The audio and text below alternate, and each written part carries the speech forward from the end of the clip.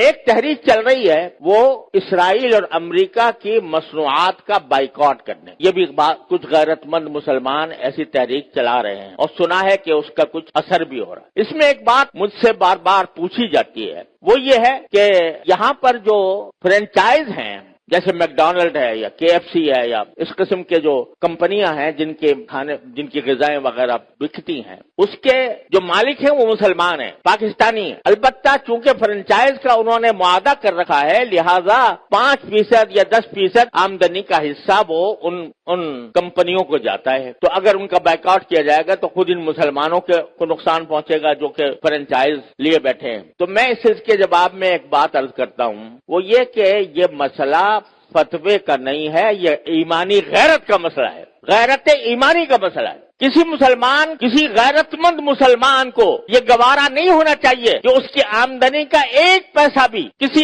ایسے شخص کو پہنچے جو اسرائیل کو مدد دے رہا ہے۔ یہ انسان کی ایمانی غیرت کا تقاضا ہے۔ یہ کہنا کہ بھئی 5% جاتا ہے، اب 95% تو ہم کھاتے ہیں۔ ارے بھائی 95% آپ کھا چکے، بہت الحمدللہ، کافی آپ نے نفع بنا لیا۔ اب آپ یہ تو کر سکتے ہو کہ اس فرنچائز کو ختم کر کے اپنا کاروبار شروع کر دو۔ اگر اس کو ختم کر کے اپنا کاروبار شروع کرو گے تو ذرا تھوڑا سا پتہ تو چلے گا ان کو کہ یہ جو ہم دنیا بھر کے اندر ہم اپنی مصنوعات چلا رہے ہیں، دنیا بھر میں ہمارا سکہ چل رہا ہے، اس کا کچھ اثر تو ہوگا۔ یہ کہنا کہ 5% جا رہا ہے ان کو اور ہم نے 5% جا کے کیا اس میں کیا فرق پڑے گا؟